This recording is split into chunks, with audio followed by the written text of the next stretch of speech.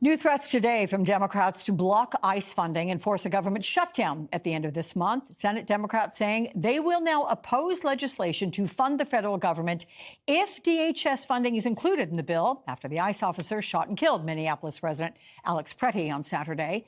Here's what Senate Democrats said on the Sunday talk shows today.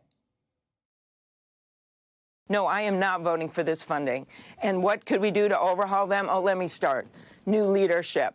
Stopping these surges across the country, not just in my state, training them like they were supposed to be trained. I'm not giving ICE or Border Patrol another dime, given how these agencies are operating. Democrats are not going to fund that. The government will shut down if Republicans insist that that be joined with other government funding. It will be a Republican decision. Joining me now is New Hampshire Congresswoman Maggie Goodlander. She serves on the House Armed Services and Small Business Committees. Welcome back. It's good to see you again. So, Congresswoman, Senate Democrats are vowing they're not going to fund DHS, even after 7 House Democrats this week joined Republicans to fund the agency as part of this year's government spending bill. So will Democrats block DHS funding, even if it means a partial government shutdown? Well, thanks so much for having me, Alex. Here's what I'd say. What we need right now, what we saw happen in July was that the Department of Homeland Security, Kristi Noem, the secretary, got a blank check of more than $150 billion under President Trump and congressional Republicans' so-called Big Beautiful Bill. This was a blank check that we've seen used against our communities, in which American citizens have been shot dead in broad daylight, in which we do not have the kinds of basic guardrails that most Americans want to see, the kind of transparency and professionalism and accountability that are so core to public trust. And public trust is the lifeblood of public safety. So when this bill came before the House, it came up as a separate bill. We fought really hard to get some basic transparency measures into the bill, basic common sense guardrails that are going to help to make sure that we keep our communities safe. These were rejected last week. The opportunity and the imperative now is for us to come together around common sense guardrails that are going to help keep our communities safe and keep our government funded. I believe that we can get this done, and what we need is the Speaker and the leadership of the Republican leadership in the Senate to do their jobs and to sit down and to get a bill done that every American can get behind. And I believe we can do that. Can you give me, from a political perspective, though, why those 7 Democrats voted for this bill, and if you think they have regrets having done so today?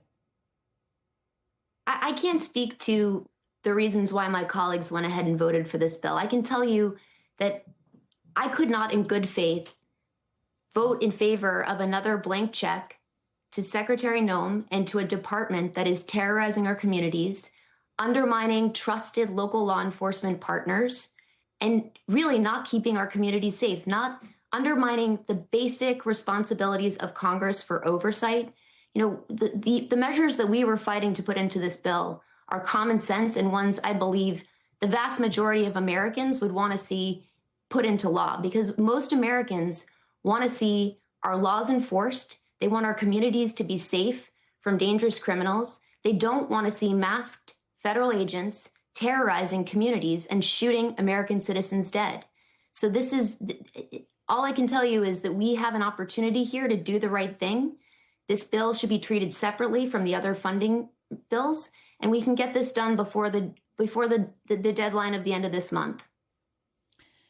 So even if enough Republicans come on board to block DHS funding, ICE could still tap tens of billions allocated in President Trump's big, beautiful bill.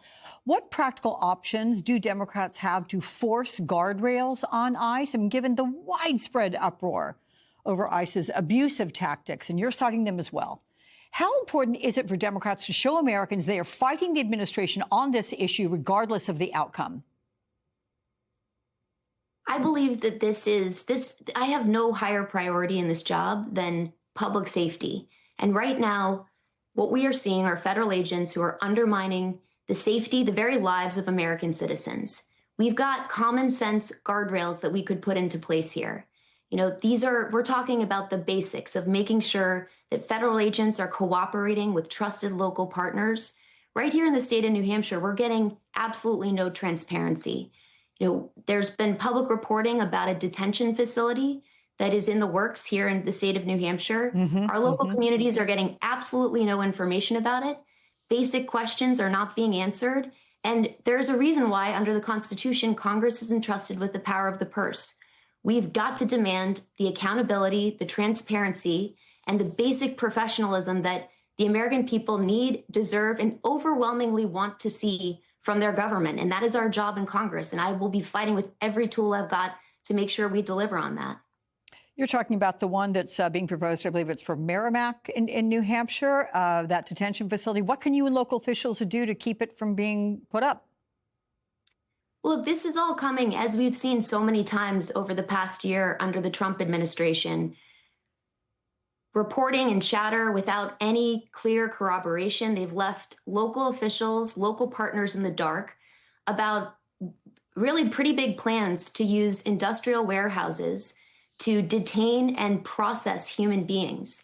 We heard officials at DHS compare this to the efficiency that Amazon brings to its delivery system with respect to human beings. This is not who we are.